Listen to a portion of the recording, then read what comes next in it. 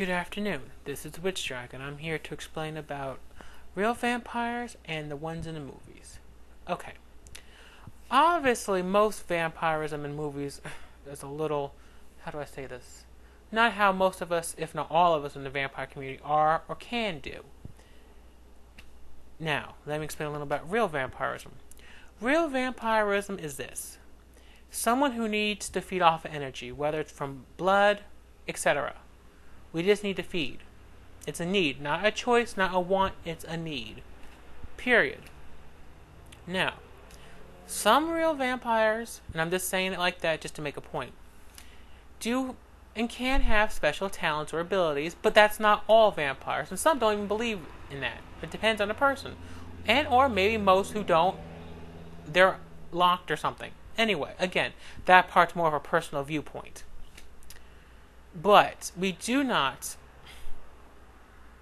physically shapeshift. We just don't. We don't turn to wolves or bats. So get that out of your mind right now about us. We just don't. There are some vampires who are more empathic than others, more able to feel energy more than others. Some probably can even see spirits more than others. But that's, again, more with the individual than just because they're a vampire. I'm sure there are some people who aren't vampire or other kin who can do that too. It just depends on the person. And there's some who are more open to it than others. Anyway, again, it's a case-by-case basis. But for the most part, we do not and are not like ones in fiction. Now, a difference in fiction is this. It's stories. Good stories sometimes, but still stories. Real vampirism doesn't have it necessarily that easy. We have jobs for the most part, like everybody else. We have lives, families, etc., like pretty much almost anyone. You know, not all of us are rich. Some of us, I'm sure, are. Some of us are not, like anybody else. Some of us are nice people. Some of us are not. Some of us are kind of evil, and some of us are not. Unlike how most movies portray us, not all of us are bad people. Some of us are, yes. But that's anybody.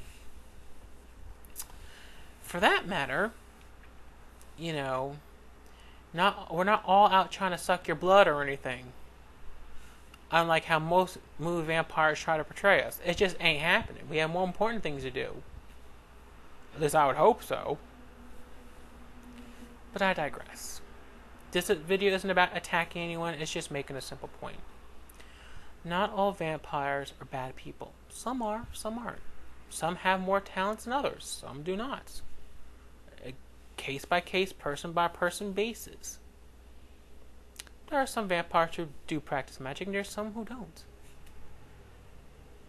I say that to make a point, because again, case-by-case basis.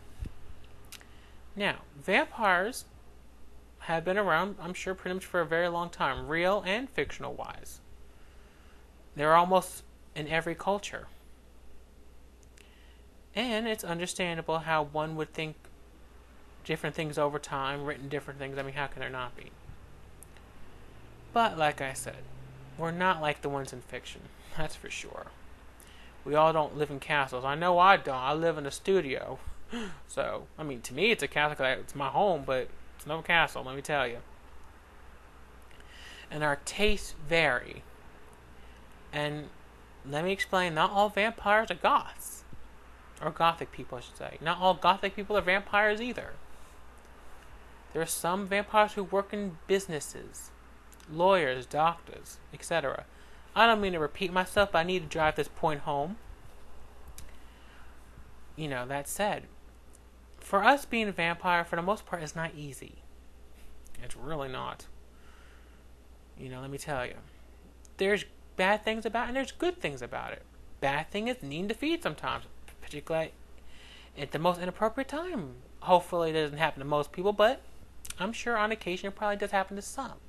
Again, not saying it happens to all, I'm just making a point. And yet, there's a blessing to it. We get to feel a little more energy, depending how good one is to begin with. You know, we get to be a little more part of the night and all. A little bit more than most. We get to not so much be a different person, but a different aspect of ourselves that maybe we wouldn't have expressed normally. So, in that sense, it's a blessing. And we get to be, well, not ordinary. I mean, yes, most of us do live ordinary lives, and that's great, but yet we're really not. And that's not to say we're better. It's not to say we're worse. Not to say we don't have problems, love, hate, whatever, than anyone else. No, not at all. I'm just making a point. That's all. It's a viewpoint is all. Does vampires make us special? Well, I like to think everything can make a person special. So to say that question shortly, yes. But when I say that, I don't mean we're better. And we're certainly not worse than anybody else. We have, again, I'm going to drive this point home, issues, problems like anybody else. Triumphs, failures. But yes, who we are is special. But yet, even if you're not a vampire, you're special. I'm just saying. Whatever makes you, you makes you special. That's all I'm saying. Well, I feel like a bad after school special right this second. But anyway, moving on. All I'm saying is, we like to think, or at least let me make this a personal statement, I like to think we can take some pride in ourselves and yet not think we're better. Most vampires are pretty good about that. I'm still trying to figure that happy balance between the two, but that's, again, more of a personal thing, not so much a general thing in a community. So please don't judge the community just because what I feel and think, please. Alrighty then. That said, now most vampires, not all, or rather I should say probably a good percentage, do awaken at early ages. Mostly teens, maybe younger, but probably teens. I did it like around 18. An awakening basically means something a part of you that was asleep or dormant for so long somehow got triggered enough to awaken, and that could mean for vampirism finding out you're something other than human, other kin-wise, or Therianism, and etc. That's what I mean by, that's a quick version of awakening. I'll have to do a video on awakening at some point, but not today. Okay, so that's basically a quick rundown of awakening. Basically, it just means a part of you that's waking up. It's basically what it is. Some of them are easy, some of them are not. But anyway, that's not the point of this video particularly, but I will go on into awakening another day. Alright. Now, something in vampire fiction that maybe I should explain that, for the most part, I've never seen anyone be able to do. I have never seen... Hold on, let me think about this one.